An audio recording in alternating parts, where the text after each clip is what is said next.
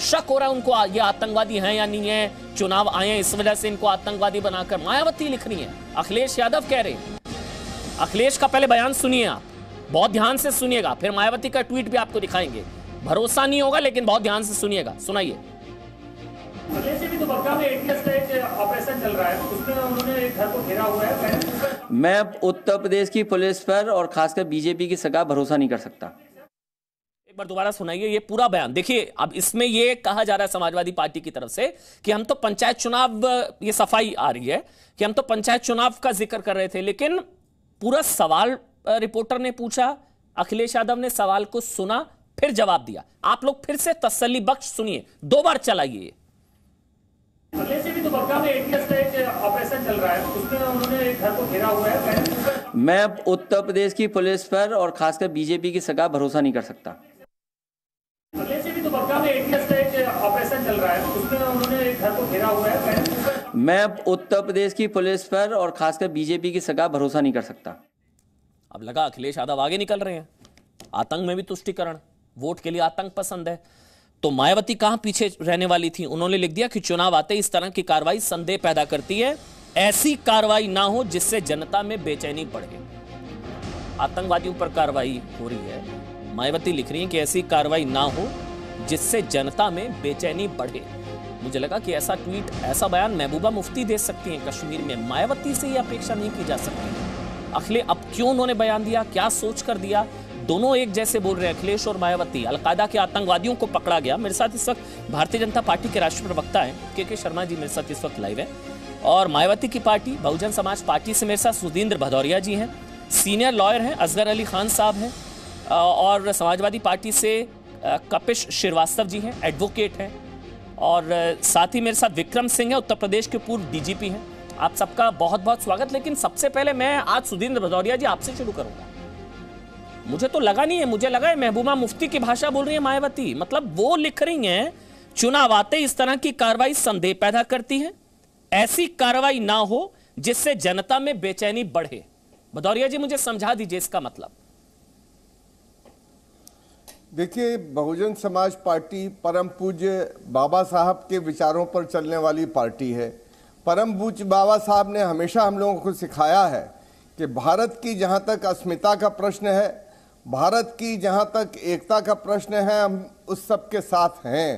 पर धर्म के नाम पर आप विभेद पैदा करें, आप एक तरह का दृष्टिकोण रखें साध्वी प्रज्ञा पर, उसकी इंक्वायरी पर, उसकी इंक्वायरी को आप माने कि ये इसमें तमाम तरह की अनियमितताएं हुई, और उस समय आपने क्या क्या किया। इस प्रकार से जब चुनाव का ये समय आया है तो हम देख रहे हैं कि एक आपने ऐसी नीति अपनाई, घोषणा कर दी आपने कि भाई इस समय हम पॉपुलेशन के मामले में बड़े चिंतित हैं। आप अब इस समय इस तरह की घोषणा, तो आम जनता के अंदर एक संदेह पैदा होता है। और अगर मान लीजिए ये थे तो इतने दिन से आपके गुप्तचर विभाग क्या कर रहा था, गुप्तचर एजेंसी क्या कर रही थी, और गुप्तचर विभाग और एजेंसी जो है, अगर आपको देखिए, आपने बहुत समय पर, आप बहुत सीनियर है, मैं आपका पूरा सम्मान करता हूं, लेकिन मेरे को पता है आपके व्यक्तिगत विचार नहीं है, आपको मायावती को बचाना है, पार्टी लाइन को टो करना है। मेरे को पता है आपकी व्यक्तिगत तौर पर, मेरे को पता है, छोड़िए ना, मैं आगे बढ़ूंगा क्योंकि आप पार्टी के प्रवक्ता के तौर पर बोल रहे हैं ना, तो मैं पार्टी के प्रवक्ता के तौर पर आपसे पूछता हूं भदौरिया जी, ये मसरुद्दीन और मिनाज अहमद, इनके पास से ID, pressure cooker bomb, time bomb, Ram मंदिर के नक्शे, मथुरा काशी के नक्शे, नेताओं के नाम, ये इनका प्लान था यूपी दहलाने का। और आप कह रहे हैं कि इनको धर्म देखकर फंसाया गया, इन पर कार्रवाई ना करें, आप इनको बचा रहे हैं। मैं ये कह रहा हूं, मैंने ये कहा, आप उसको ठीक से सुनना आपने नहीं। मैंने कहा कि आपकी गुप्तचर एजेंसी इस समय तक क्यों इंतजार कर रही थी, और चुनाव के अवसर पर आप ये जो इस प्रकार के जानकारियां प्रस्तुत कर रहे हैं, इससे आम जनता के मन में चुनाव आते हैं तो आतंकियों को खुली छूट दी जानी चाहिए, गिरफ्तार नहीं करना चाहिए आतंकियों को, क्योंकि चुनाव हम तो चाहते हैं कार्रवाई करें। मैंने आपसे पहले ही कहा कि हमने ये कहा है कि कार्रवाई होनी चाहिए, पर आपके कार्रवाई करने के तौर तरीके पर थोड़े तल्ख सवाल होंगे, तैयार रहिएगा। मैं मायावती का ट्वीट पढ़ रहा हूं। बिल्कुल अवश्य हम तैयार हैं। जितने हम लोग तमाम ताल तरह ठोक के चीजों देख रहे का हैं वो सामना खुद तय करने के करें। तैयार हैं। मैं मायावती का ट्वीट अक्षरशः शब्दशः पढ़ूंगा। यूपी विधानसभा आम चुनाव के करीब आने पर ही इस प्रकार की कार्रवाई लोगों के मन में संदेह पैदा करती है। अलकायदा के आतंकवादियों को जो पकड़ा गया, अगर इस कार्रवाई के पीछे सच्चाई है तो पुलिस इतने दिनों तक क्यों बेखबर रही? ये वो सवाल है जो लोग पूछ रहे हैं। सरकार ऐसी कोई कार्रवाई ना करे जिससे जनता में बेचैनी बढ़े। आतंकियों पर कार्रवाई अगर होगी तो जनता में बेचैनी बढ़ेगी। भदौरिया जी, अलकायदा के आतंकी बहुत सारे मौकों पर न्यायालय ने भाई पुलिस ने और इस तरह के लोगों ने कुछ घोषणाएं की, न्यायालय ने फिर उसको उन लोगों को छोड़ा भी है। इस तरह के तो फिर वकील भी दे दीजिए ना इनको। तो इसलिए तो आतंकियों को वकील भी दे दीजिए ना फिर। अब बचा क्या है भाई? देखिए, आपको पुलिस पर नहीं आतंकियों पर भरोसा है। बिल्कुल कह रहा हूं मैं, इनको वकील दे दीजिए। गुप्तचर एजेंसियों ने जो इतना उनको क्यों देर से बताया, हमारा यही है कहना कि गुप्तचर एजेंसी क्या चुपचाप बैठी रही? नहीं सर, ये नहीं है, उसमें है ऐसी कार्रवाई ना करें, आतंकियों पर कार्रवाई ना करें जिससे जनता में बेचैनी बढ़े। ये लिखा हुआ है मायावती ने। पुलिस को मुश्किल है आपको बचाना अपनी नेता को, आज मुश्किल है, डिफिकल्ट जॉब है आज बचाना मुश्किल है। आप हमारी नेता, हम तो उनके सिपाही हैं, हम तो कार्यकर्ता हैं, पर मैं ये जरूर कहूंगा कि हम लोग जहां पर राष्ट्र का सवाल है, जहां राष्ट्रीय अस्मिता का सवाल है और जहां शांति और अमन रखने का सवाल है, सबको एकजुट रखने का अमन के सवाल है, मसीहा ही तो है ये अलकायदा के आतंकवादी नहीं हटते हैं। ये अलकायदा के आतंकवादी। अच्छा, कहां निशाना, ये देखिए, ये भदौरिया जी आपके लिए स्क्रीन पर ये अयोध्या के कई नक्शे बरामद हुए इनके पास से, जो आपको लग रहा है कि इन पर कार्रवाई ना करो, गलत मैसेज चला जाएगा, लोगों के मन में संदेह हो रहा है। और वाराणसी के मंदिरों के नक्शे मिले, मथुरा के कई मंदिरों के नक्शे मिले। दिखाइए भदौरिया जी को, दिखाइए। चुनाव के बाद चुनाव के बाद पता चल जाएगा। तो चुनाव का क्या लेना देना भदौरिया जी? ऐसा करिए, मेरी बात मानिए, एक सुझाव देता हूं आपको। अरे देखिए, भदौरिया जी एक सुझाव लेंगे मेरा, पॉलिसी भी आ रही है। भदौरिया जी एक सुझाव लेंगे मेरा। चुनाव के वक्त पॉपुलेशन भदौरिया जी एक काम करिए, चुनाव के वक्त भदौरिया जी, मुझे पता है अखिलेश यादव आगे निकल गए थे, मुस्लिम हो, मुझे पता है अखिलेश यादव ने पहले बयान दे दिया इनको बचाने वाला, आप पीछे रह गए। आप आगे निकलना, इनको ना वकील करा दीजिए, बीएसपी पार्टी फंड से इनको वकील दे दीजिए, इनको आप आगे निकल जाएंगे। उनकी स्वतंत्र पार्टी, सारी पार्टियां स्वतंत्र हैं, पर हम देखिए कभी भी हम इस प्रकार के, इसीलिए बहन मायावती जी जब मुख्यमंत्री रहती हैं एक भी दंगा नहीं होता है। आपके पैनल पर पुराने डीजीपी साहब बैठे हैं, उनसे पूछ लीजिए, उत्तर प्रदेश में बहुत जमाने से पुलिस अफसर रहे हैं, उनसे पूछे कितने दंगे हुए हैं मायावती जी के शासन में और कितने दंगे हुए हैं अखिलेश जी के शासन में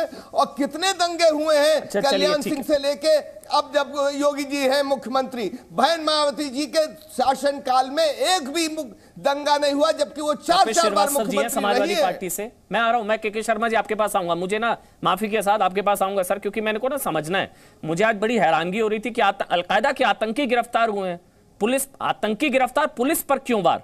कल्पेश श्रीवास्तव जी, आपसे तो खैर हैरानगी नहीं है, बस हैरानगी इस चीज को हुई कि 24 घंटे लगा दिए इनको बचाने में, क्योंकि आपका जो रिकॉर्ड है, ट्रैक रिकॉर्ड है समाजवादी पार्टी का। कपिश जी, श्रीवास्तव जी, बहुत बहुत धन्यवाद, क्योंकि आपने पहले ही अपनी बातें कह दी। तो अगर हमारी बात सुननी है तो आप एक आरोप लगा करके सुन रहे हैं। मैं तो एक बात सीधी ये पहुंचना चाहता हूं कि एडीजी लॉ एंड ऑर्डर ने जो हाथरस मामले में जब लड़की का बलात्कार हुआ था तो क्या कहा था? उन्होंने प्रेस कॉन्फ्रेंस करके इस बात को कहा था, आपके सामने रखा था कि कोई बलात्कार नहीं हुआ। और जब सीबीआई इंक्वायरी सेटअप हुई तो आपने सामने देख लिया कि चार्जशीट भी आ गई और लड़की की जो सारी बातें थी, जो प्रथम दृष्टया उन्होंने कही थी, जो एफआईआर दर्ज हुई बात में, आगे चल के वो सत्य निकली। तो एडीजी लॉ एंड ऑर्डर और उत्तर प्रदेश पुलिस और भारतीय जनता पार्टी की सरकार, योगी सरकार पे कैसे कोई भरोसा करेगा? मुझे आप बताएं। आप सारे पत्रकार मित्रों को हाथरस की घटना याद होगी कि आपको आंदोलन करना पड़ा था पीड़िता तक पहुंचने के लिए। तो कैसे, जब आप एक बात बताइए, लॉ एंड ऑर्डर तो वही कहते हैं जो योगी सरकार फरमाती है, भले इलाहाबाद हाई कोर्ट उनको आईना दिखा दे और शर्म भी नहीं आती। तो चीज अच्छी बात है, आपने अगर कोई चीज खोली है, पकड़ी है, देश की रक्षा की, प्रदेश की रक्षा की, तो बड़ी अच्छी बात है। लेकिन हमें आप एक चीज बता दीजिए, उत्तर प्रदेश की एटीएस ने आज तक जो भी काम किया, या पूरे देश के अंदर मैं कह रहा हूं, चाहे कोटा के अंदर का जो हमारी कोर्ट वर्क की, चाहे सीबीआई के अंदर वर्क की, और चाहे जो है वो टेररिस्ट कोर्ट के अंदर की, 1% टेररिस्ट कोर्ट और कोटा का सफलता रेट है, और दूसरा सीबीआई का 3.90%। तो मैं तो आपको एक बात कहने का क्लियर है, आपकी लाइन क्लियर है। जी जी, मैं बोल सकता हूँ, आप कंप्लीट कर लीजिए, बोल लीजिए, आप बोल लीजिए। मैं आपको सिर्फ एक बात कहना चाहता हूं, देखिए जो इंटेलिजेंस, अगर आप कहते हैं कि अलकायदा के लोग इसमें जुटे हुए थे, पाकिस्तान से उनको ये सारी चीजें मिल रही थी, तो ट्रैप करने में इतनी देरी क्यों? अगर कुछ और देरी कर लिए होते तो पता नहीं क्या उड़ा दिए होते ये आतंकवादी। हम तो एक बात कह रहे हैं, बैठ जाते, आप इन पर ज्यादा सख्ती कहां कर सकते हैं आतंकवादियों पर? आप लोग तो धरने पर बैठ जाएंगे। मेरा सवाल है, कल कापिश जी एक चीज बताइए, कापिश जी कापिश जी, अब आपने बोला, मैंने आपको बीच में नहीं टोका ना, अब एक एक करके बोलते हैं ना कापिश जी, मैंने आपको बीच में नहीं टोका, तो मतलब अब ये क्लियर है, मैं आगे बढ़ूंगा कि ये अलकायदा वर्सेस एटीएस जो है, इस लड़ाई में आप अलकायदा के साथ, अलकायदा के आतंकियों के साथ है, ठीक है? बिल्कुल, मैंने बिल्कुल नहीं कहा। मैंने आप जबरदस्ती अगर अपनी जुबान हमारे मुंह में डाल दें तो कोई बात नहीं। हमने तो कहा कि इतनी देर क्यों, और एटीएस पे कैसे भरोसा करें? भरोसा कैसे करें? आपने बोला एटीएस पर भरोसा नहीं है, आपको आतंकियों पर भरोसा है? दूंगा, अपने प्रवक्ता पद से इस्तीफा दे दूंगा। कापिश जी, क्या दोबारा से बोलिए, क्या? जितने तथ्य आपके सामने रखे हाथरस मुद्दे पे, मैंने जितने आपके पास आंकड़े रखे, चाहे वो कोटा अदालत के रहे हो, चाहे सीबीआई अदालत के रहे हो, या टेररिस्ट कोर्ट के रहे हो, अगर वो आंकड़ों में सच्चाई नहीं होगी तो मैं अपने अधिवक्ता पद से भी, यानी कोर्ट। तो फिर आपको लगता है ये आतंकी अलकायदा के मासूम है, इनको फंसाया जा रहा है? मैंने तो ये कहा ही नहीं। मैंने तो ये कहा कि इन्होंने इतनी देरी क्यों की, कि कुकर कहां से आ गया, डेटोनेटर्स कहां से आ गए, एलईडी कहां से आ गई, ये नक्शा कहां से बरामद हो गई, एलआईयू क्यों सो रहा था, पुलिस क्यों सो रही थी, उत्तर प्रदेश की पुलिस क्यों सो रही थी?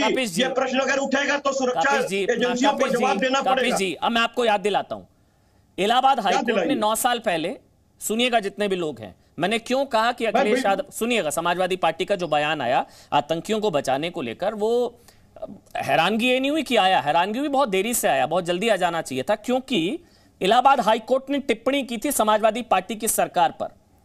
आतंकवादियों को पद्म भूषण से नवाजना चाहती है सरकार।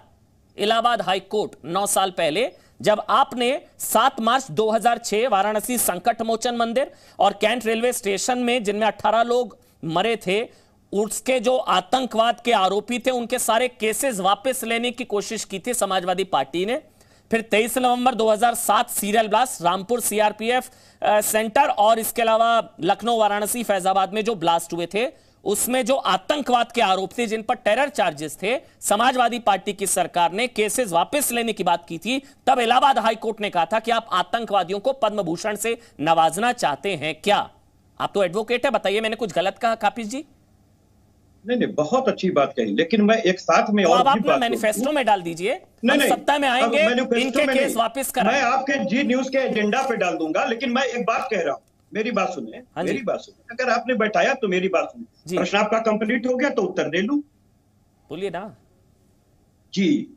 इलाहाबाद हाईकोर्ट ने भी कहा कि उत्तर प्रदेश की सरकार जिनोसाइड कर रही है, और मद्रास की हाईकोर्ट ने क्या कहा कि जो केंद्र सरकार और चुनाव आयोग है ये हत्या कर रही है।